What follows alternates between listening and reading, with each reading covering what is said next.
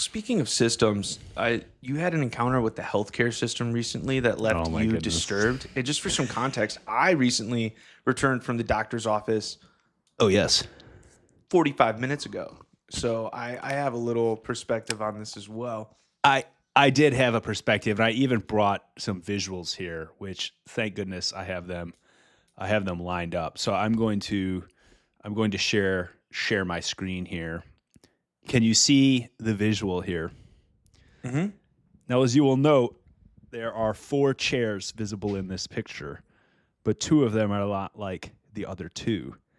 They are they are I don't even know what the right PC term to say on here is. So I'm just going to go out and I'm going to say it. Fat people chairs. I I was said going it. to say high capacity, but I That is much suppose more thoughtful. That is much more thoughtful. And I actually really appreciate that name. Fair enough. This picture, I think the reason it caught my attention was not that it had these high capacity chairs, okay? But the fact that this is a small subset of this entire waiting room. My wife is having a baby. We were at a like ultrasound meeting. Like half of the chairs in the doctor office waiting room were of this nature. And I was just like, what is going on? This is a completely it's an indictment on the people, man. I mean, half of the people need a big chair. Like, and it's not like those other ones are like, some kind of like airline seat. I mean, they're like decent sized chairs. And so I don't know. I think it's yet another example of just a bad sign in society, and I'm upset by this. and this is at the OB-GYN's office. This was I mean, I can't even get into all the details about this whole thing because there's just so insane. But this is actually a specialized ultrasound facility for a large healthcare organization that we are seeking birthing process through. Yes. So basically, all the people in the greater Grand Rapids area for Corewell go to this like large ultrasound facility. I wonder if before we just talk about obesity and the health system in general, I'm curious if this is downstream from a lawsuit. That's my first instinct when you see Ooh. like a significant alteration in the physical environment, specifically how it's supposed to interact with people. Yeah. Uh, like I believe after that McDonald's lawsuit about the hot drinks, you Sure. started seeing those reinforced cups where there were clearly like two layers of cardboard with some kind of, I don't even know what the right word is. Yeah, like a There was, corrugated layer. yeah, exactly, to help radiate the heat. Um, Downstream from a lawsuit, I would assume, right? Or at least a desire to mitigate risk. I wonder if they had one day just a lot of obese people came in and someone couldn't find a seat and they got really upset and they contacted an attorney and or or they simply crunched the numbers and they were like, Yeah. this is our demographic profile because we have all of their biometric information, We in the have the doctor's data. office. Yeah. I'm really curious because I've been to like the doctor's office I was just at had maybe one or two of these chairs. It was not 50%. So It was 50%. Yeah. that's crazy. I haven't seen that anywhere else. But I wonder if that was just like a nice gesture, or they're like, oh, a parent can sit here with a small child. They can share the seat. Maybe it's dual Yeah. purpose. It is a really interesting question. Why? Because You know, if the implication is they were just like, we need this many seats for this many people that need it at our doctor's office, that is kind of insane.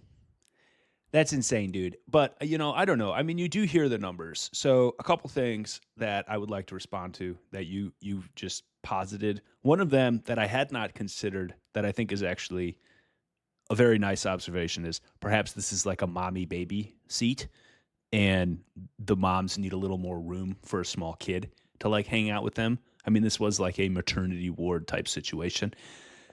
I hope that that's the case.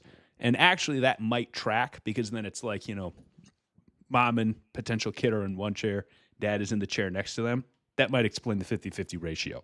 I had not thought of that. I am more encouraged by that proposal, but I must insist that I don't think that that is it. I actually think they ran the numbers and they're like 50% of the people that come in here are not going to actually fit in that chair. We need to have a bigger chair. And on that note, I want to say the facility was impeccable, man. It was really, really nice place. It was all like brand new-ish. Like you could tell this had been built in the last like 2 to 3 years. This was not like a Roach Coach place. But that raises the questions like, do we really need this? Do we really need like this nice of a place? I would have been fine with a place that was not as nice, was just clean, was just like organized and put together, but then having my healthcare bill be 60 to 70% of what it is. Like, I don't need a brand new place with all these large capacity chairs. It's ridiculous. Just give me like a place that's clean, that has the latest ultrasound machine, and then we just go from there. I'm going to pretend I don't know what health system this is, but maybe hypothetically, the health system needs very fancy buildings to help Right. disperse money through their in out of their complicated nonprofit that somehow makes a lot of money.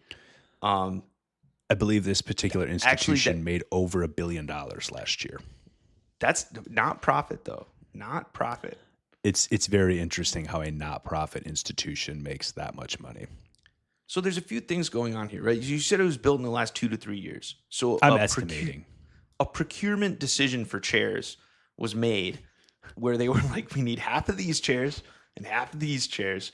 That clearly the doctor's office I went to does not, an hour and a half ago, does not seem that new. And they maybe had 1 or 2 of these chairs. Sure. So recently, things have been changing. The people who are buying chairs have a different SOP. And it probably has to do with the fact that I agree with you. We've done all this rationalization. I think maybe the medical system just serves a lot of obese people and has to accommodate them, or feels the need to accommodate them.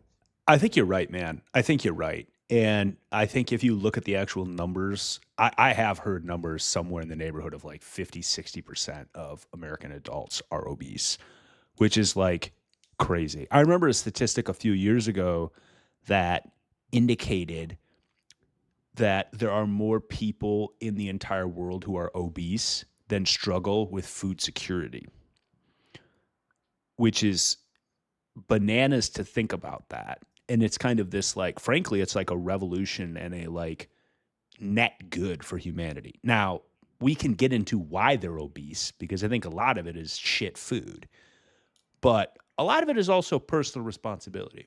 Like, I know that there are no individuals in your family who are obese. There are none in my family who are obese. But they're dead. They're dead. Oh, my goodness. Yeah. I mean, I was talking about direct family, but fair enough. So I think there is an element of personal responsibility there. And I think just in general with healthcare, the United States has a very, very high quality of healthcare. Don't get me wrong. Like, if you are in a situation, like, we can get you fixed up. But the problem is we just can't afford to do it the way that we're doing it anymore. And we can't afford to do it in a couple different dimensions. And I'm not a healthcare cost expert, but like, you cannot have, let's just say 50% of the people paying for all of the healthcare, or even a smaller percentage of that actually paying for it all. And there has to be some kind of like feedback mechanism where it's like, dude, if you choose to do a bunch of these like lifestyle related issues, like overeat, have no active minutes, you brought up last episode about walking, how no one even walks anymore. It's like, dude, there needs to be some kind of personal responsibility angle. So I am taking the position that it is 80 to 90% their people's responsibility. It's on their own fault for being in the in the high capacity chair. 80 to 90%. That's a high percentage. I actually think that it's 80 to 90%. I think it's the opposite. The And opposite. the opposite, let Oh me my. explain. Okay. Okay. You have a lot, even if you are David Goggins, you have a powerful, you're like, I'm a fat piece of shit, stay hard, don't be Yeah. like that. You have a lot. Those people can maybe break out of an environment that wants you, that incentivizes you in every direction to act a certain way. Sure. Uh, so it one thing that's interesting is that in the 21st century, being really fit is like a status symbol, almost like a Yeah. luxury good. If you, Yes. it shows that you have the time to go to the gym and do lots of sit-ups and stuff like that. You have the time to invest in your body. Most people are extremely constrained on time, and they're Right. also constrained on other resources. Like I've said before, it's hard to go for a walk in a lot of parts of the US. Imagine specifically rural areas where there is no shoulder on the side of the road, and Right. you to leave your plot of land, you really need a motor vehicle. Uh, and so those people, and then a lot of those people, the closest grocery store may be like a Dollar General, Yeah. 15 to 20 minutes away, which may not have as much of a selection of fresh food as a larger grocery store in a larger metro area. So you are fighting an uphill battle in every way against the providing yourself daily with the stuff that you need to not become obese. And then you factor in uh, that life is very stressful. So Hmm. you don't have access to a lot of good quality food. A lot of the US is in a food desert. Yes. You need the calories, and a lot of this unhealthy food is shelf stable, and it's been engineered over the decades to be addictive. Yeah. And when people are stressed out, it's an easy source of endorphins, Yeah. and it's also advertised. So it's psycho. Uh, it's memetically injected into your brain from a very young age, right? A Yeah. lot of these unhealthy foods were advertised to children on TV, right? And Hmm. as people have, multiple uh, adults working in a household to be able to pay for the increased cost of living and the food is cheaper, it just increases the incentive. It doubles down on that incentive to just be like, you know what, we're going to get a ton of frozen food with preservatives or something and just eat that, whatever. Um, there This stuff is engineered to be addictive. Like uh the food that really, like, people always blame soda or pop, as one of the big culprits. It's engineered to be addictive. Yeah. Scientists know how the human brain responds to sugar. And I think Yeah. before our modern food system, it was probably hard to even find enough sugar to binge eat.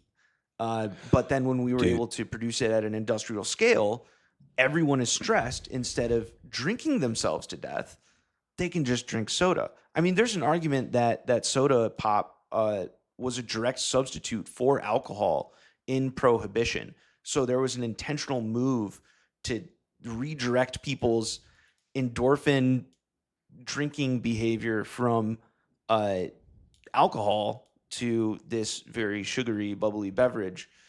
Um, like you need to fight to not be to not get on the path towards obesity, and then you hurt your body, hurt your leg, Yeah. uh, get injured. Man, it's really hard to stay fit. Uh, all of that being said, like, you should try to not be obese, but I don't think anybody wants to be obese. Very I think rarely that do people want to be obese. Yeah. in pre-industrial times, people probably would have been obese. Like, they would have loved Doritos. They just didn't have them. They had to make moonshine in their backyard that would cause blindness, and which was its own detriment on society. Like, there are things that say, alcoholism was a complete blight on civilization before prohibition, and prohibition actually decreased the level of drinking by quite a bit despite its drawbacks. But that I'm defending. Basically, I'm not I've never saying you heard that should be before, but that's obese, but fascinating. yeah, Well, that's a whole other discussion. I'd like to bring up a number of issues because now that we're actually getting in here and you've kind of brought up a few of these topics, I actually wrote down a few things and I would love to get your thoughts on this. One of them is kind of like, okay, so you mentioned like dual income family households and how that kind of fundamentally took the traditional woman at home, like the mother raising the kids, right? I read a statistic, and I don't know if this is true, that even up till like 1960 or something like that, 95% of mothers still did not work. They were still primarily homemakers. I would be interested in hearing that. I'm not sure if that's true, but at least directionally, that totally tracks, right?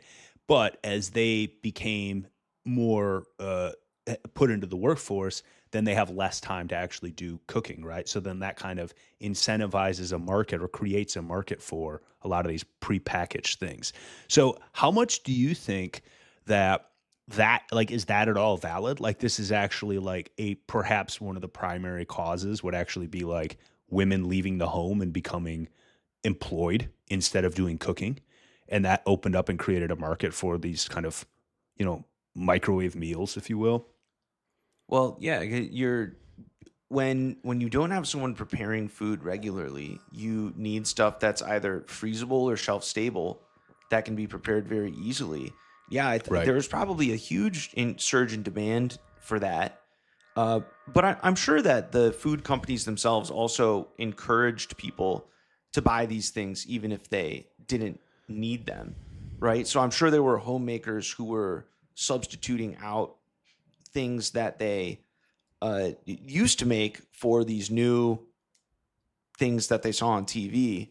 Right. Uh, they're like, well, why would we make bread when we can buy Wonder Bread?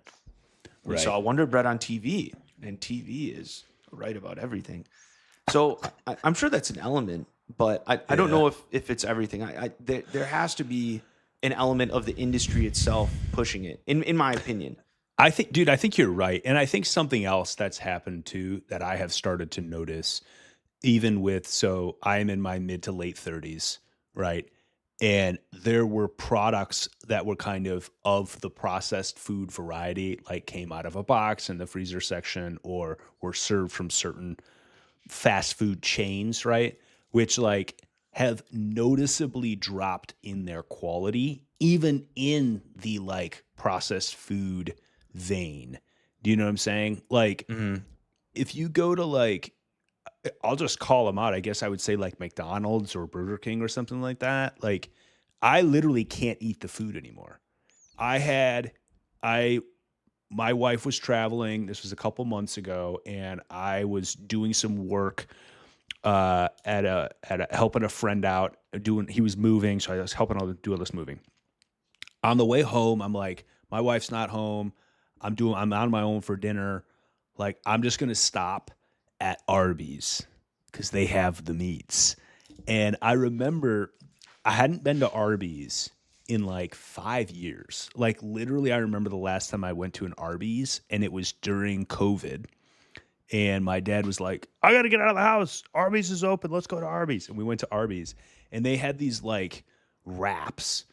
And I remember being like stunned at how good these things tasted. Like they were just like hitting the mind spot in terms of like when you're talking about engineered to be addictive. Like they were so good. So I'm like, I'm going to get some of those wraps. I haven't gotten those wraps in years. I couldn't even finish it, dude. I literally threw away half of one and threw away a full one because it was so disgusting. So, like, even in a 5 year period, they had gone from being like, okay, I realize this is bad for me. It messes up my GI tract. Like, I understand that, but it tastes so good, to I couldn't even finish one. Like, do you think there's an element of that in there as well? And then that's when I come back to the responsibility element of like, how can you just keep eating this garbage? Like, it you literally feel terrible. Well, I think the traditions that made it cognitively low friction for people to prepare healthy food Yeah. have died out in a lot of people's familial transmission or community transmission. So maybe you had a grandparent or a great grandparent that knew how to make all of their food from scratch, then a parent Uh, who maybe knew a few meals. I think those lines of transmission have really been cut, and you have a lot of people that actually just don't know how to make food, which is an issue, right? So you're under all these time constraints, yeah. and preparing food can be cognitively demanding because Yes. you need, especially healthy food, because you Yes. need to buy perishable ingredients that you need to kind of plan forward on a Yes. multi-day timetable. I think a lot of people just find it very overwhelming, myself included. I've been there. So Oh, I'm you, guilty too. I could just and that's share a it. story on that really quickly, dude. Like, Please. up until being 28 years old, I thought like cooking and food was all dumb. I was like, you just eat like whatever, man. Like, it's cool. It's like no big deal. You just like eat sandwiches and shit. Like, just get those like tortillas and put a little lunch meat and cheese. Dude, that got me through grad school. That meal right there. That is a good meal. And it is a good meal. And then like Little Caesars pizzas. Do you know what I mean? Like just crazy stuff. And then when I graduated, as a gift, a dear friend of mine got me a cast iron pan. And he's just like, "Look, it's over. You're not allowed to be this like anti-food guy anymore. I am going to like teach you how to cook." This is like an older mentor type friend.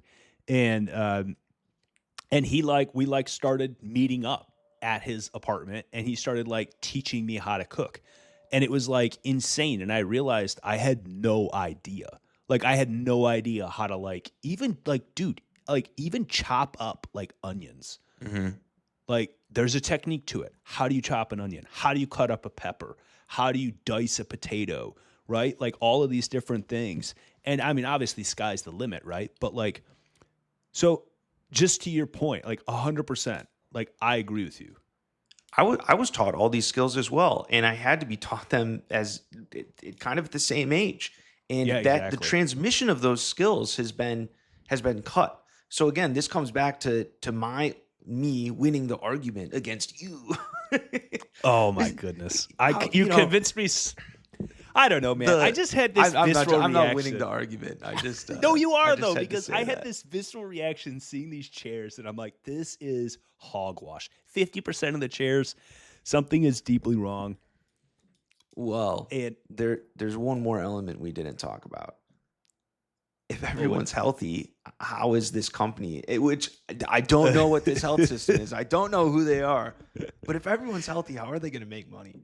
Well, I think that can be abstracted to anything in this entire space, frankly, right? I mean, any healthcare group in 2026 America has very similar business constraints. A lot of them are constrained just by the law in what they can and can't do. And then they end up being in this like pretty narrow space of how they can operate. And I have quite significantly claimed before that I believe modern day health insurance is actually extortion. And the way that the system is built, along with the kind of prescription drug approach and the kind of, segmentation in the way that they actually approach healthcare, like, oh, you need to go see this doctor for that and that doctor for that, you know. But I will say this, I actually think there is another artifact from my trip to the doctor's office, which perhaps is even more shocking. So Do you have another image to share? I'm gonna share the other image, which is this Oh, sign right amazing. here. And for those of us who are dialing in and listening, I'm just gonna read this sign. And just so people are aware, these signs were posted everywhere.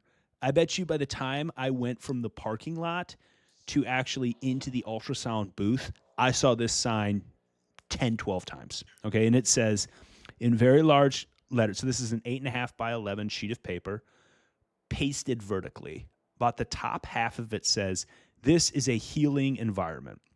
And then there's like a stop sign with a hand in it, and it says, "Threatening or aggressive behavior is not tolerated. Criminal penalties may be pursued if you assault our team members or threaten harm. Please be kind to everyone." And then there's a large paragraph of kind of, I'm sure, legalese on the bottom that I can't read. But my initial reaction to this was, if you have to post this, it's your fault. Like Have you never been in a hospital fight? Like what? You act so surprised. You've never tried to fight No, Don, I have not been in a hospital fight. Have you? Oh, Brederick, you've missed out. No, I haven't either. No, I haven't. Dude, I will say this. I have had the pleasure of taking out a number of nurses on dates over the years. And I mean this very sincerely. Nurses, in my experience, tend to be very kind, loving women. But I will say this. I took out 2 women over the years who were ER nurses. These women were tough. They were very tough women, emotionally and physically. Like, they were like very fit women. And it's like this idea of like, okay, you're working in the ER? Hell yeah. That sign needs to be up. Like, no question. You're dealing with, like, just to be blunt, quite literally mentally ill, drug addict type people who just need a home, extremely low income people who have no other option but to go there. Like, it is a dystopian hellscape at most ERs in the United States. This sign is appropriate. This was at a ultrasound clinic for women getting like all of the top of the line prenatal care. Like what is going on that this sign requires to be posted? And I'm not exaggerating. There was literally like 10 to 12 of these in the space. This was not like a one thing at the checkout. I wonder if it's they just anticipate aggression because of the frustrations of the health system that you can encounter at any point. They're like, you figure out that maybe insurance doesn't cover a specific thing you thought it would cover, and someone will get upset, and instead of being like waving your hands, you can just point to the sign. You can just point to the sign. You can be like, okay, sign. It's like, oh, you owe us $10,000 now for a 30-minute book. Sign. Like, no, you can't. You can't physically threaten me. You can't sign because the sign says so. I'll give you just a personal example that just came to my mind, backing up what you said. So a number of years ago, was a single man living in the Bay Area. I had not been to a doctor in about 3 or 4 years. And I was like, I need to go start seeing a doctor again regularly, kind of get starting to get the blood work, doing the checkups, all that kind of standard stuff. And I called many different primary care people. None of them were accepting patients. Okay. I was working at a technology company. I had excellent insurance. I was making a very fair wage. I was very willing to pay, and I could not find a doctor who was willing to take me on.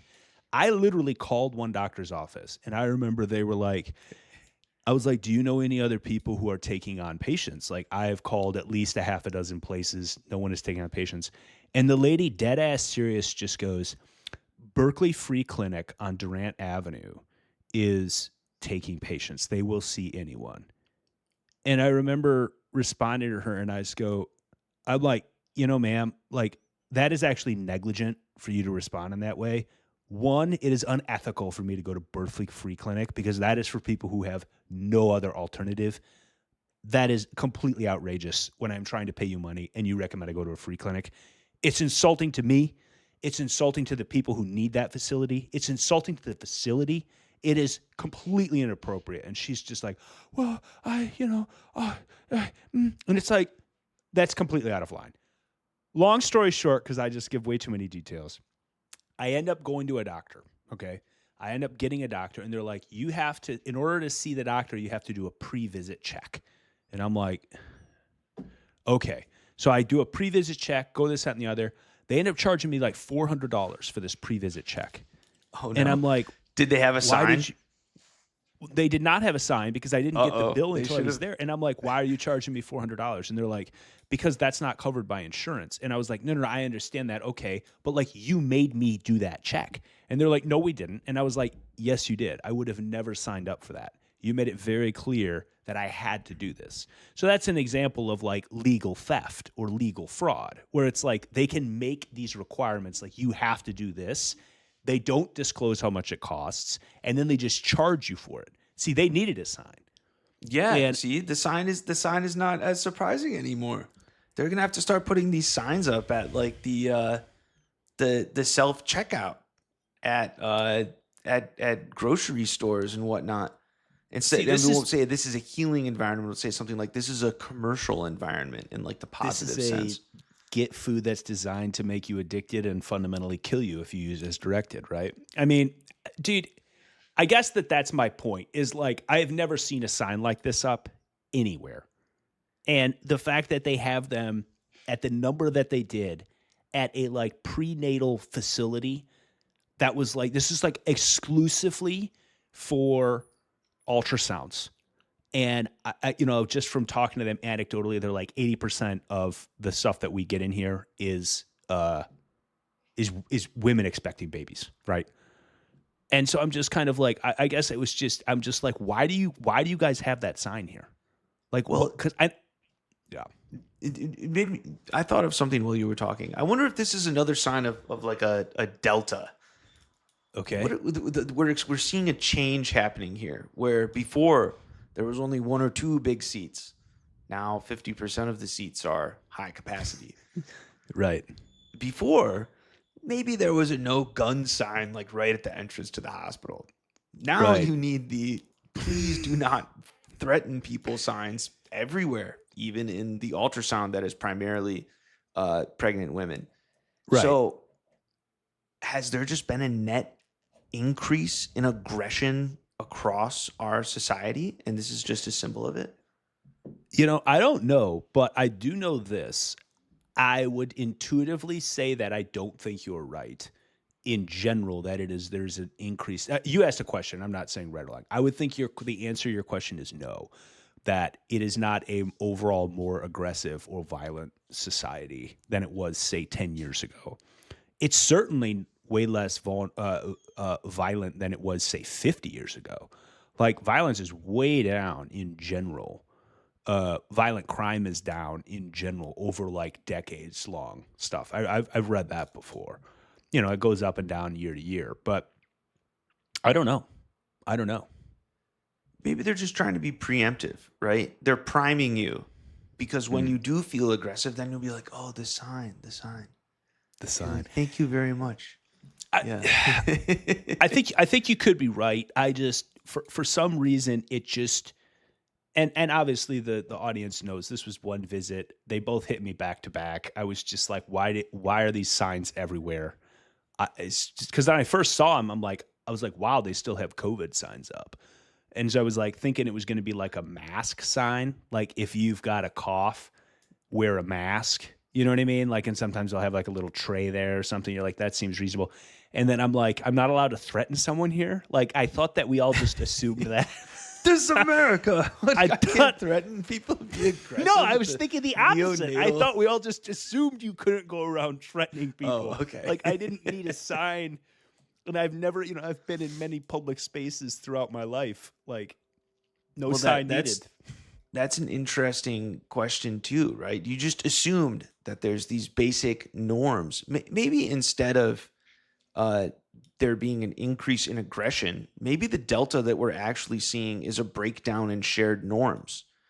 People may not really have an awareness of what is appropriate in certain physical spaces because we spend most of our headspace or most of our mental energy in digital spaces where you actually can be super aggressive. So maybe people aren't more aggressive in person, but they've been cultivating aggressive energy, fighting with people on Facebook and Twitter, Yeah.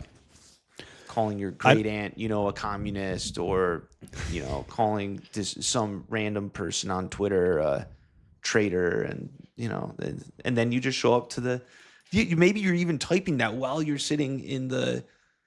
People probably type horrible things into the. Send it straight into the internet, sitting in those chairs. Just pipe this it out. Office. Yeah, Yeah. You're pregnant. You're like, someone's like, oh yes, are you? Yeah, I'm expecting such a sweet baby. these effing people, I effing hate them. Like they're ruined, they're parasites on society. Send. I don't People think, are in dude. some toxic headspaces, man. Oh, there's no doubt, man. There's no doubt. I actually completely agree with that assessment that like vicariously in the comfort of your own head, people are probably way more violent than they have been in the last many decades. I think, yeah, I don't know, man. It's tough for me to process through this just because it's kind of like I think there's a lot of actually like very deep, very uncomfortable conversations that you actually could start to go to. Like the honest one that came to my mind was there was a gentleman here in Grand Rapids who was quite tragically killed by the police a couple years ago. There's obviously a handful of these that are happening kind of all the time, and I can't remember this guy's name and but it was one of these like lightning rod kind of It cases, was and it they ended Patrick up. Loyola. It was. I wasn't going to mention it, but yes, it was that guy. And Oops. oh, it's all good. I don't know. I just don't Mention. want to put it on blast, but like it was. So the background on this story was he was a like refugee kind of status. I don't exactly understand, but he had a like a like kind of I don't want to say dubious, but it's like one of these like kind of immigration statuses where it's kind of like, okay, like what's going on here? This isn't like a permanent type thing. He was intoxicated at an early time in the morning. There was an altercation with a cop. The cop ends up, killing this guy. There was this huge fight, and people really came down on like kind of all sides of the fences here on like whether this was justified or not, this, that, and the other. But the actual issue of the case was whether or not the cop had a right to, or was it part of his job, was to chase down a bad guy that is running away from him when the bad guy decides he wants to just like leave. And they were saying because the cop had done that, it no longer gave him the immunity of being a cop when he killed him because he actually engaged in this kind of under his own discretion. That's my understanding of the way the case is. And it just kind of like the reason it kind of came to my mind was it's kind of like it begs these questions of like maybe I'm completely out of base here. And there's like a bunch of immigrant people that are coming into this facility and they're like, oh, like I'm from this particular region of the world where like we actually handle things by elevating our voice, posturing up. And then the person behind the desk just like responds, oh, you're right. Ah, my bad. Like I will just seat you. Versus now you're like, actually, that's not actually how we handle things in the United States. This is a healing environment. You're not allowed to threaten the secretary lady here. I don't know. I mean, yeah, I think that they clearly put them up for a reason. That's one thing I've learned about signs is usually when you see signs, something happened to make the sign go to make it be placed. Like there's something because they've been placed all over the hospital. They must have just seen a surge in incidents, or they were just looking at the rate of aggressive incidents that were filed, and we're like, we're just gonna take this cheap measure, the cost of Yep. printing paper, and see if this will mitigate any of that aggression. So it's yeah, and you got me thinking about the case you just described because I did watch the video for that. I know that's a whole Maybe rabbit I'm talking hole about a different of one then. What aggression. reasonable people can disagree on that. I will not. I will keep my own thoughts to myself on what I actually think happened. But what do you think about that particular case? I know we're kind of pivoting a little bit, but Yeah, I think if we're talking about the same case, this is the one where I don't remember if he was intoxicated. I thought he got pulled over because he had some kind of out of date tags or something like that. I think that's another guy. And you're right. That's a I different have the guy. wrong name. That Okay. one, that one was a little more, and by a little more, I mean like that one was pretty messed up. Yeah, because he didn't speak. Yeah, He was I don't know if he was a refugee, but he was French speaking from yeah, Africa. yeah, So I don't think the people kind of thought he didn't fully understand what the yeah. cop was saying or like why he was being pulled over because I don't think he was clearly intoxicated or you know what I mean. He wasn't like That clearly was a doing totally any different law case, breaking I think. activity. And Yeah, then he yeah, just got shot in the back of the head like 2 minutes later. Yeah, that was messed up. I don't know. The cops have, I believe, circling back, because we don't have to get into that. I believe aggression is increasing in society, even if violent crime and stuff like that is going down. And I Mm, believe that it's primarily happening on the internet. And in a corollary to that is I believe that it is important, like it is significant that people are venting aggression online. I think that is significant. Maybe if you rewind to maybe the 1950s or 1960s, you had more fistfights. You maybe had more crime because people had all lead poisoning and stuff. And uh, yeah, just lead classic poisoning. violence, Yeah, yeah. But Just deprived humanity. yeah, just lead poisoning, violence, 50s, 60s, 70s, whatever. Um, but I think what's happening now is, and this goes back to this idea of memetic, what you consume, the media you consume has a very strong impact on your mind, in my opinion. Yeah. And social media, especially, creates it captures this element of group consciousness where pre-internet, if you were in a church and the whole church is like, "Amen, we believe this," you're kind of like, yeah, me too." Right. Yeah. It creates this element online with people of as general or as niche beliefs as you want, and it creates this aura of protection similar to a motor vehicle. I think a lot of road rage happens because people feel safe inside their car, I so they completely feel agree with you. safe showing aggression that they would not show on a sidewalk, for They would example, never do that. where they could get decked. Right. They got the locks, they can drive away. You can do some crazy stuff on the road. Hmm. I think online takes that even to the next level, where Yeah. you before you never had the opportunity to go and say exactly what you think. Now you can tell everyone exactly what you think, and you can get caught up in. I had the misfortune of opening Facebook a few weeks ago because Oh no. I am trying to sell something Don. on Facebook Marketplace. It was a mistake. It was a huge God be mistake. with you. What's going on over you there, you man? have to go through the main feed to get Yeah. to Facebook Marketplace. So I Oh, open it's a it and I'm problem. trying to click Facebook Marketplace as quickly as possible. And the first thing I see, oh, extended family member, person I haven't talked to in 10 years, just the angriest shit.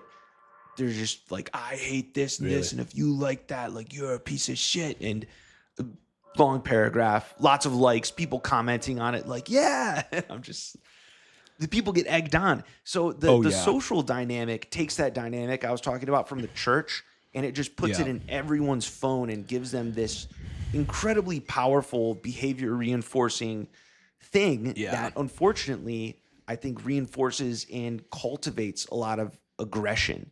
And it may not be that classic lead poisoning violent aggression, but it Yeah. may be an even more insidious form of aggression, of just You know, an on outlook, a you, soul that wants to lash out.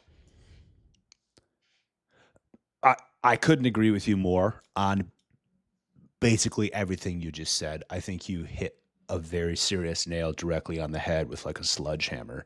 And honestly, it kind of reminds me of a book. I have not read this book, but it is a very famous book. I've read select excerpts from it called Ordinary Men, and it is basically a psychological analysis of a particular unit, I believe, within the SS in World War II, and how they were basically able to take quite normal people by all normal accounts, right? Like men from this, I believe they were these like Polish community.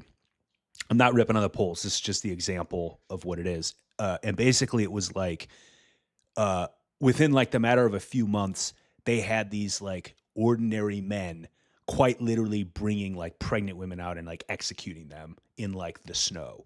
And the conclusion of this book was that like if you don't think that you can be egged on by a mob like that, like you're kidding yourself. Like these were ordinary men, and I know that kind of a lot of that got straightened out at the Nuremberg trials, where they kind of started to go through a lot of these things. And I know that you have a lot of comments on that particular topic. So I was wondering if maybe you could just give us a kind of a breakdown of your thoughts on kind of maybe just start with what is the Nuremberg trials, just as a very high level, and then we can kind of go from there. Yeah, the Nuremberg trials, and I would say my knowledge level here, 1 through 5, one being like a child or an adult with zero context, Sure. two being an adult who's kind of circumstantially been exposed to things, Mhm. three being someone who's done a little bit of their own research, four being a professional, and five like a world expert. I would say I'm gently bringing myself into the three level of Yeah. this. So I was going I've to done say, a I little think you're research. probably a 3. Yeah. Done a little research. I'm not an expert on this topic by any means. Uh, the Nuremberg trials were an attempt to render justice on to create some kind of legal conclusion to World War II. Basically, to bring the perpetrators of the war to justice in a court, uh, where all of the victors of the war were represented, and to charge the leaders of the Nazi regime with crimes against humanity. And there wasn't really a legal precedent for this. Uh, the British had thought about doing this to the perpetrators of the Armenian genocide, I believe, but they dropped it. They had some Ottoman and Turkish leaders in custody at the end of Hmm. World War I, and I see. they did not move forward with that. I know even less about that. But what I'm trying to Sure. say is Well, there's that's a no great memory hole of history, is the Armenian genocide, and there's a lot of like crazy political reasons for that. So, super, yeah. yeah, Yeah. very deep memory hole. The Nuremberg Yeah. trials were just an attempt to say these guys are guilty in the sense that we understand common criminals to be guilty, and that will become a cornerstone moving forward of how we judge the actions of leaders on the world stage. Now, it was extremely controversial. There were people who definitely did not like the Nazis, who were uncomfortable with the Nuremberg trials. There were some U.S. legal scholars that thought that it was wrong. One thing that they did at the Nuremberg trials is they passed laws, international laws, and then retroactively charged the the Nazi regime for breaking the laws before those laws existed, I did which not know that. some American legal professionals viewed that, or legal scholars viewed that as a dangerous precedent or just straight up unethical. Again, you can have these issues with the Nuremberg trials without supporting the Nazi regime. There were a lot Right. of Well, people who were just like, why don't we just shoot these guys? If the point yeah. is to say, like, here, we justice is served, you don't necessarily need to put them on the stand and convict them in this legal paradigm that is barely established. Uh, Well, I think, j- can I just like add a little bit of my like two yeah, go cents on ahead. that just too quickly? So, just so we're like really clear, right? These were like specifically talking about like particular people within this like Nazi apparatus, specifically around like death camps, like SS type stuff. This was not like, hey, this is, Lauren, Gutenberg, and he's like a conscripted soldier in this German battalion. Although there was some of that, it was mostly more like what most reasonable people would agree were quite heinous acts. Like, that's my understanding of it, right? It was not Yes. like, hey, these are soldiers that were trying to do their duty to their country. I mean, you can disagree with their country and all that kind of thing, but like a lot of the average people that fight in these wars are not like actually these boogeymen, if you will, right? Well, And so they I were think that that just just kind of, well, it just adds color to this idea of like, I think a lot of people would say, well, we're trying to create a framework of how to like prosecute these people in a rigorous way because something here is so like against this like palette of the allies retrospectively, like, we didn't realize we needed to make a rule that you weren't allowed to kill 6 million Jews and gypsies in these death camps. We just kind of assumed that everybody thought that was wrong. So how do we like create a legal framework that you can do that? And that was my understanding of this. Maybe I'm not correct. And I'm sure that that was the intention of some of the, of not some, many of the parties involved. I I think they were just slowly beginning to come to terms with the extent of the Holocaust, which wasn't understood very well really until the Allies liberated the camps Yeah. and were able to see evidence of it firsthand. And the people who were indicted were primarily the leaders of the Nazi regime that were still alive, like Hermann Goering, however you say his name, was the second in command to Hitler until right before the war when Dönitz was made second in command. Regardless, for most of the Nazi regime, he was the second in command and kind of represented the Nazi regime. And you had other prominent functionaries who were tried. Now, I believe that it was very good to sit these people down and be like, this, what you did was wrong and evil, and the whole world needs to know about it. However, it was awkward because the defense, the people defending these officials, made some really interesting points. They pointed out that Nazi jurors, or not jurors, Nazi legal scholars went to study in like Arkansas to figure out Oh, how you could create legal codes to disempower a whole population in a country that has a functioning judiciary. you're So talking specifically about like Jim Crow, that whole institutions of law that exactly. was specifically designed to discriminate against black people in the United States. Yes, and they With copied. They were very inspired by that system. They even thought that the one drop rule was too cruel, and they That's they were like, we interesting. can't do a one drop rule for Jewish ancestry in Germany. That's way too far. So they decided on three quarters. If like three of your four grandparents are Jewish, then you get final solution. But That's the interesting because that's not even how the Jews themselves determine ancestry, but not to get right, distracted, but it was yeah. arbitrary, completely Yeah, arbitrary. They exactly. well, Yeah. they painted themselves. That's the absurdity of Nazi race science and how they did that is a whole different topic because it is really absurd when you dig into it. They're like, well, Slavs are, a different race than us. And then the Sorbians, who are a Slavic community in Germany, who look exactly like the Germans, they're like, wait, are we really so different? What? Well, dude, Very just weird. yeah, Go ahead. yeah. We don't want to get into that right now. You just keep going.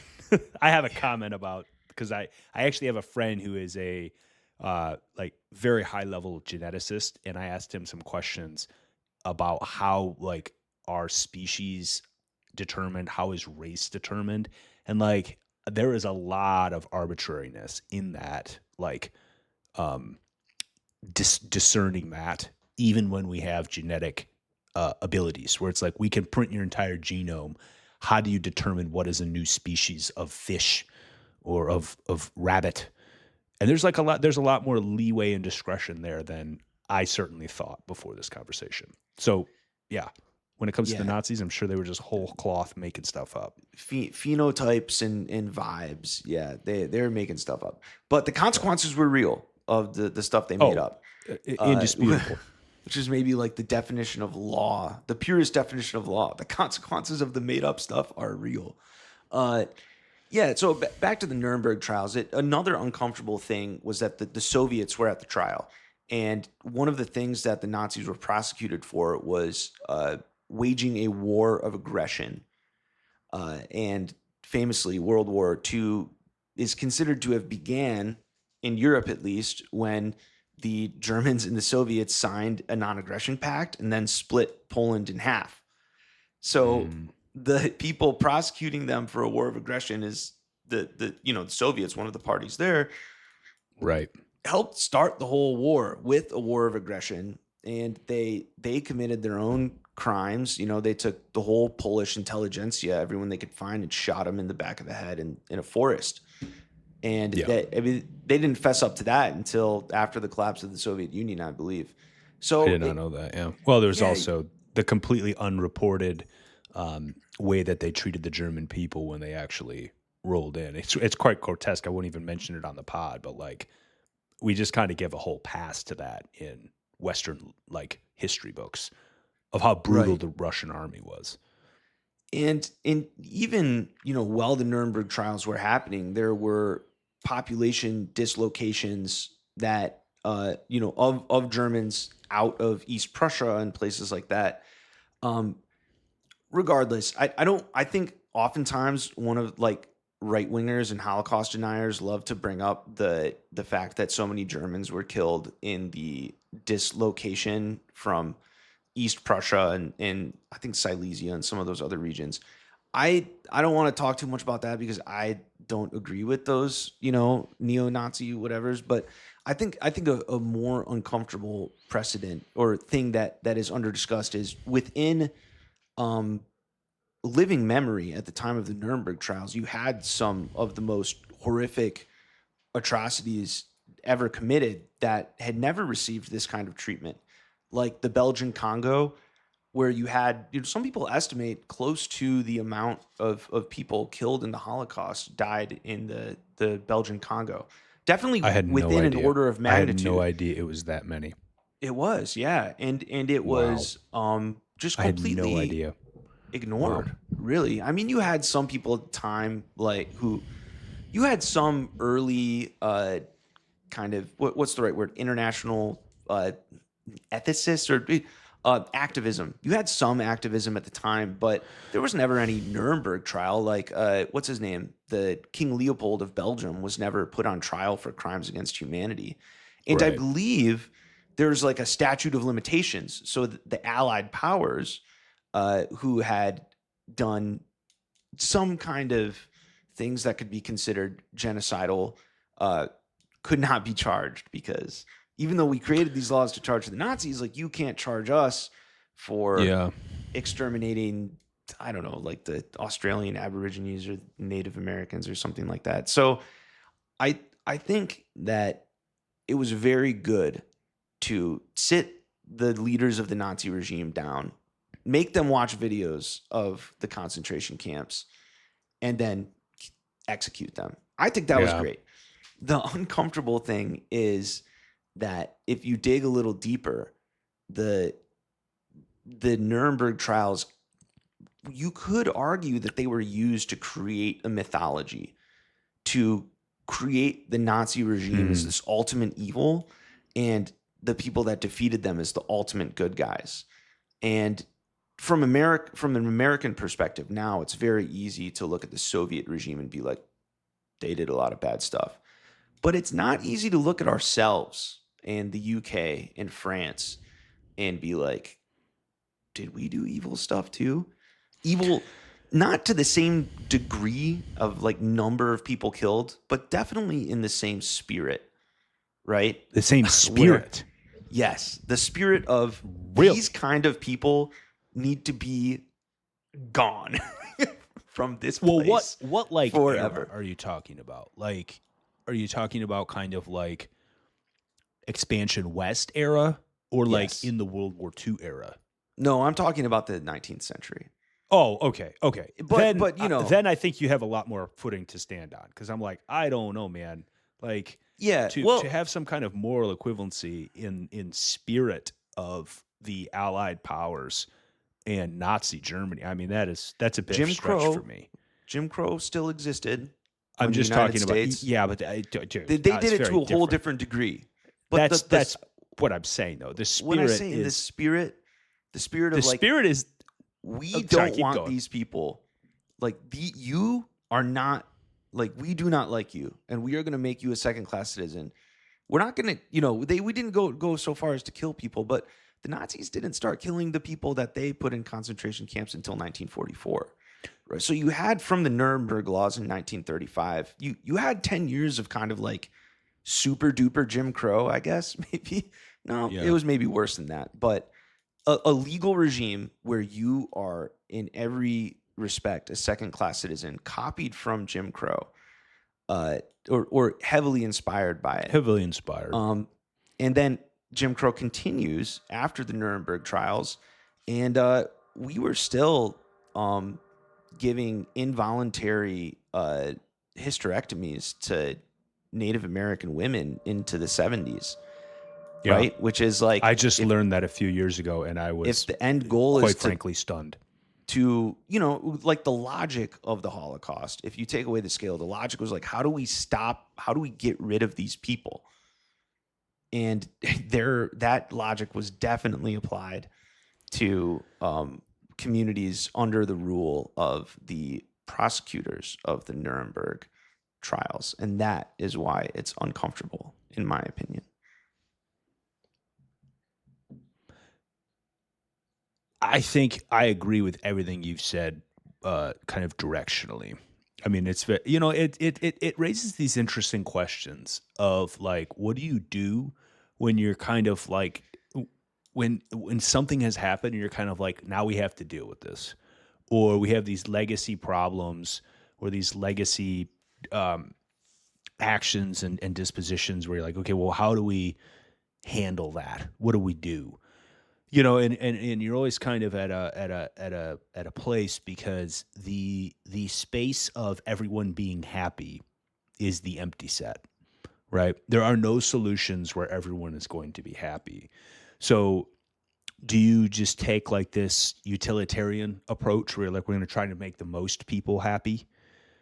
Or are we going to follow this approach of like a bright line justice based thing where it's like, okay, we're going to follow a justice based rubric?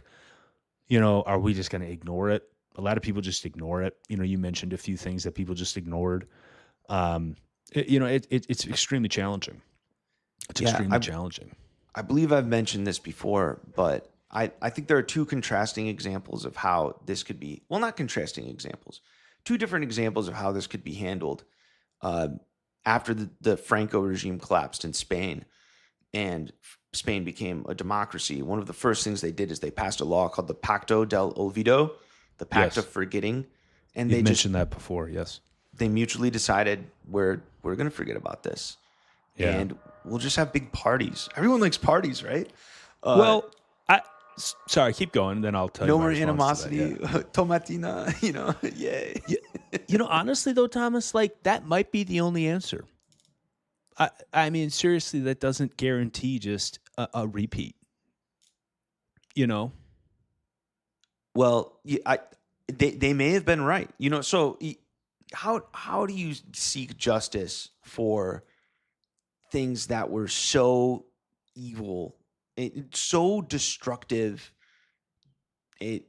to people, so comprehensive and just so wrong, right? Like so unjust. Like this was not fair.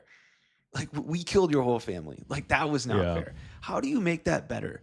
I And don't think you can. You can't make it better, man. I don't think if that's not possible. if you look at an attempt that seemed like an earnest attempt to right a long history of wrongs, the communist revolution in China, in the Mao era, Yeah. they really they had massive support from the peasants, and they really vented their anger onto the landlords who had really abused the Chinese peasants, right? And they paid for it.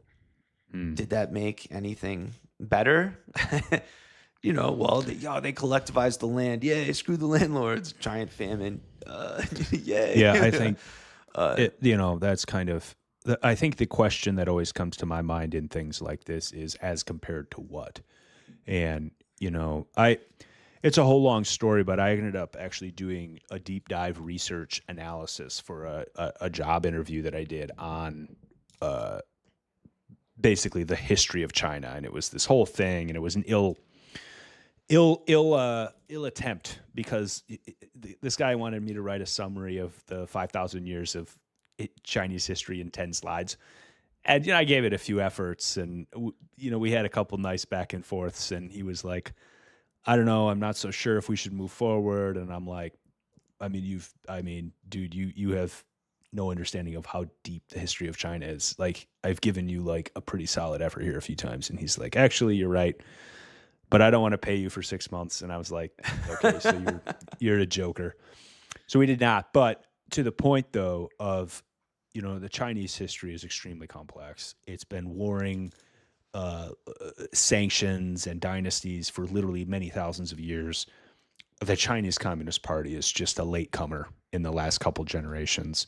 Their legitimacy, I know much more about this than I do, is very much rooted in the history from Mao. I mean, he basically started the whole party, and they did a lot of resets. But was it Dao Xiaoping? Mao was Deng. 70% correct. Yeah, Deng Uh, Xiaoping. Deng Xiaoping, yeah, I thank you for the correction there. Yeah, and I mean, he was 70% correct, 30% wrong, right? Deng And did not believe that, by the way. I think Deng thought he was 100% wrong, but he had no, to no. say that. But that's part of the political Yeah. genius that man had. I mean, he's easily one of the most I don't even know what the right word would be, to be savvy, wise, ability to negotiate and navigate extremely treacherous terrain, statesman of the 20th century, without a doubt. And so that's where you can say things. Dude, Mao is still worshipped in China today as a semi-like deity. The Chinese example, I think, is really telling. There's a lot to learn from it, because Mao was so wrong, and everyone knows it. That's why they went from having poets and Right. for leading the party to now they're all chemical engineers. They're They're like, basically all engineers. Yeah. This is never going to be a vibe-led country ever again. We're not doing that again. But they can't. But to admit that you're wrong will undermine your legitimacy. And I wonder how much of the United States problems stem from this, where you have this enormous set of injustices, but the state, because the state committed a lot of these problems, like the Trail of Tears was the United States Army, the same one with the recruiting office down the street. Yeah. Like, Same institution. How much criticism can you get into without undermining the legitimacy of your own government? Well, we've talked about this topic before. At what point do you want to start the scorecard? And, it's very challenging. Do you start in 2000? Do you start in 1999? Do you start in 1900? Do you start in 1776? All of these things are challenging, right? But even kind of, we don't even have to go all the way back to the 19th century, right? And kind of talk about these like epic Trail of Tears type things. I mean, you can just talk about actions we're doing now currently. I mean, even just like the way that we're doing inflationary spending is completely insane. It's completely insane right now. And You could harmful even start to the as population. it's incredibly to the people. harmful. Yeah. It's incredibly harmful. You could even start with things like the way that Social Security works. It's basically just an intergenerational transfer scheme that is not at all sustainable, and it's theft from the younger kids and giving it to the older generation. And they'll make all these arguments how they paid into it, but the problem is they didn't pay into it at the rate that they're taking out, and so it's a transfer scheme. Things like that. The way that a lot of the taxation works is extremely predatory. It's the way that it just waste, just straight up waste and fraud. And I mean, and there's just so many people that they can't actually prosecute any of that because they'll be prosecuting themselves, to your point. But is it better for, in your opinion? And I'm curious what you think about this, because I know you've communicated being upset about some things that have happened very recently, in that they were unjust and have not been. No one has gotten in trouble for it. No one has gotten in trouble, not even in the least. Would pursuing justice undermine the stability of the country to an unacceptable degree? So I think it really would depend on what we mean by justice and what we mean by a reconciliation. If you were to try to undo, for example, the financial components and the financial impact, everything would fall apart, because it was just the whole system was completely abused in such a way that to try to undo and try to calculate what did that do to me and put a dollar amount on that would destroy society. It would destroy society. That being said, if we had like some very targeted, honest and sober conversations and prosecuted in a scapegoat kite way, akin to the Nuremberg trials, certain individuals, for example, Dr. Fauci, I think there could actually be some really genuine moving on. That guy is a documented liar. He used his position to deeply mislead the American people, and he did it. It was provable. You could easily hold someone like that to account. Come down the list a little bit. What are you going to do with all the governors that kept all their states locked down?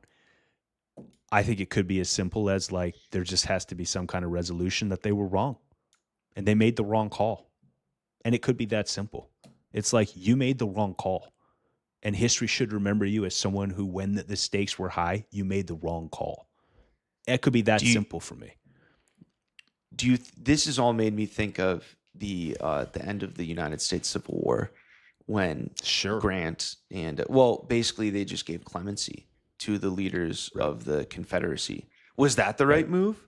Is there a counterfactual where they should have been prosecuted? Maybe not executed, but at least held in a court. Like, you are guilty of rebellion. Yeah. So, well, it all depends what you want knows. to call it. It wasn't even a civil war. It was a failed revolution, right? It was a failed exodus. It's a little different than like an actual civil war where you're battling for total control. They wanted to leave. Right. They weren't trying to take Washington. They weren't trying to like take what exactly. But tell Maine what to do. Exactly. But you know, I don't know. I think counterfactuals about historical events are always interesting. Who really cares? But like, I don't know. I think yeah. Sorry, it's a podcast. No, I think that it's important to like remember that decisions were made. You can also say, hey, we've put these people in power. They made decisions. We've given them, at least in this country and in this particular situation, the people of Michigan overwhelmingly reelected Governor Granholm, even though she has made consistently almost every decision wrong and almost every metric of performance has gone down under her leadership. The schools plummeted, absolutely plummeted. The population is going down. We have less economic activity. Like, almost everything has gone down under her leadership. She was reelected in a landslide, and there are many people that think she is a great leader. So, you know what I mean? What is a great leader? I literally had a serious question. COVID completely broke many of the things that I thought were true about society and culture. None of that was, there was large swaths of me that had to be completely rewritten. Her specifically, her leadership is so terrible and so atrocious, and her answers so politically propagandized to a level that, like, I don't understand how people can look at that situation with any sense of balance and be like, this is a good leader. It doesn't make any sense. Sorry, did you mean Granholm or Whitmer? Oh, I said Granholm, didn't I? Whitmer. Sorry, Whitmer. Okay. Governor Whitmer. Well, no, I don't have such critiques of Granholm. I'm talking about Whitmer specifically. I think she is in a specific class of incompetence, a truly a class of her own. But maybe no, I'm not about to go defend. You can, dude. You can. I would love for someone to like show me a great list of examples of things. I'm very open to it. I mean, I was more thinking about your question of like what makes a great leader, specifically a leader, as we've been talking about, of like a state. We were talking about Deng Xiaoping. People think that Deng was a great leader. I don't know if you agree with that, but people hold him up as an exceptional leader. Maybe not morally airtight, but he did some remarkable things with China. He did some remarkable things in the face of a very constrained place of moving around. Yeah. He was the one that pulled the trigger on Tiananmen, right? Was he justified in doing that? Does that undermine him as a great leader, or do we have to define a great leader as someone who is ruthless enough to eliminate factors that could cause instability, right? I think that the problem is that there isn't a universal, and I'll let you respond in a moment, but there isn't a universal uh, like uh, gauge of morality. And a lot of people, I think, choose stability either consciously or subconsciously, and actually do consider that the greatest good because maybe they know, again, consciously or subconsciously, that if they aggressively pursue their what they think would be justice, the thing that could come out on the other side of that could actually be way worse. For Far worse. example, overthrow Saddam Hussein, you get Right. ISIS. Justice is served, but now you have ISIS. So Yeah. Well, I think you are you're raising a lot of very deep questions, and they are interesting. I think it's also important to know that Whitmer in her re-election attempt was running against a certified crazy person who probably would be better served in an institution where they wipe the spittle from the side of your mouth. So it makes a lot of sense when people are like, this other person seems to be off the chain, and I'm going to stick with the one that we've got, even though the one that we've got was an utter failure. But they don't see it that way. So there's a lot of different kind of ways to measure a leader, sure, and many of these can be, you could have them all be from a moral framework, like you say, like some kind of theocratic leadership structure that like really keeps some kind of purist doctrine, whether it's some kind of Catholic theology and it's the Pope being the leader, or it's an imam and he's running some kind of Muslim theocracy, right? Like you can come up with these different structures. For me, I think it has to do with kind of flourishing of the human condition, of fulfilling our potential, of balancing trade-offs in ways that are just but also like reasonable. And for me, a big part of actual good leadership is being able to help people understand the future and how our decisions today affect the future, and making decisions that are best for the group and the society moving forward into the future, not for me currently right now in this exact moment as a leader. I think that would be a great example. A self-sacrificial leadership versus a serving leadership would be a great example. I think there's many different principles. I don't have like a codified treatise on these are the principles of a great leader, but I mean, I think there's almost kind of like we can kind of intuit at them. Do you know what I mean? Like we all kind of know who a great leader is, and we can kind of look up to them, and be like, it doesn't mean they have to be perfect, but like there is definitely like I could see what you were thinking there. I understand that. You know, I've been and just to fascinated. be clear, sorry, if I could just be really clear, Go ahead. I don't think there's anybody like this in American politics right now. Just so we're clear, I don't think we have a single example. Well, I Maybe wonder if Rand Paul, the younger gentleman, like maybe, but he's a I, nut. So it's like, who even knows? I wonder Is if he the so party out there on system some stuff?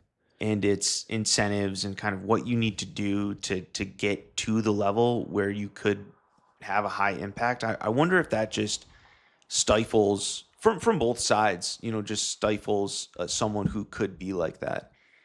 You kind of see systems like that in medieval kingdoms or like imperial China, where the bureaucracy, the system becomes so uh, has so much inertia that it's unable to produce a leader with those traits.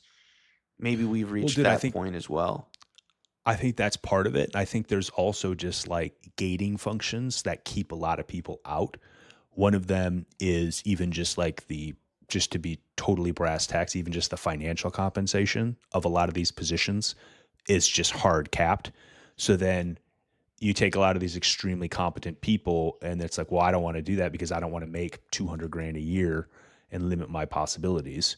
Or you end up with these things where the skills necessary to get elected nowadays, due to the fact that it's much more like kind of almost popularity contest wise, are not the skills that are actually good for doing the job. They're the skills that are good for Hmm. getting the job. I mean, there's so many examples. I don't even want to call any of these people out because they're just like comical to me, how incompetent they are when it actually comes to the decisions and the metrics and the weight of the decisions. They're completely out of their skis, but they can get in the seat due to social media personality or even, The yeah. the best thing you can do to prepare for public office is spend time in reality TV. I mean, just like an example. I mean, yeah, it's like I think Donald Trump is just an example of just like a kind of a very odd example because he's not like a great leader. He's not a terrible leader. Like he's not this like Hitler crazy type character, but he is not like this like eminent leader, the best leader we've had since Eisenhower. Like not even close. You know what I mean? So it's just like, but he's really good at like manipulating these conversations about getting the media going, both for and against him. You know, and so it's like I don't know. I don't see anyone that's impressive anywhere along the level like in Congress. I don't know. Yeah, I've become really fascinated with these leaders who just operate at the highest level of power and y- where it's like, how do I say this? No one is helping you be a good leader. Like it is a hostile position. You are at the top of some hierarchy, and everyone wants to take you down, and you need to somehow battle not just for your own position but for all of your goals as a leader. I on my reading list, like on my what's it called, the thrift books, I just have a Mm, big backlog of stuff I want to buy once I finish the books I'm nice. reading right now. One of them is called Nice. She, a Study of Power. I don't think Yeah, Xi that's Jinping is like, I don't think he's probably like a good guy or like a bad guy, or but he is has consolidated power in one of the yes. most ruthless systems that you can possibly imagine, right? Yeah. The Chinese Communist Party. And his father lived through the Cultural Revolution. Well, he did, right? The He did. purges, and he understands how high stakes it is, right? Like, you don't have congressmen in the United States didn't live through purges. You don't No. have an arbitrary whim of a change of policy. You don't have people getting sent to go Yeah. die breaking rocks in rural America. Like, their perspective on power, I think Russia is kind of similar, right? With Putin. No, I'm not saying Putin is the greatest genius of all time, but to make it to the top of those Yeah. hierarchies, it's a totally different game than It's in a the very different United game. States. And those people, they fascinate me because it may be a more honest study, not of what it takes to be a good leader, but of what it takes to be a leader in a very hostile environment. I don't know if that Well, added anything to the conversation, but I've been no, thinking it about that definitely recently. no, it definitely did, and I think that it actually brought up a comment that I was it kind of it's percolating beneath the surface, but like I think also our system doesn't actually reward a lot of good leadership right now. And we have like some structural issues. And I'm not some legal scholar, this, that, and the other, but like if you want to get laws passed at like in the Congress, right? You have to basically form these like coalitions because you need to put these bills and they like kind of staple and duct tape them all together, and then you have to get like all the people. It's okay, well, you got to leave my stuff in, otherwise I'm not going to vote for it, and I have your stuff in. And so like there creates a lot of these like issues like that don't actually like create environments that are good for people to actually do good work. I think that that's a problem. I think also a problem is the fact that right now at the federal level, they just have this money printing apparatus where they're able to quite literally just pay people. So it's kind of like we never actually have to do anything that's difficult. We just pay people, and there's so many ways that manipulation affects all parts of the economy, which is affecting all parts of our lives, right?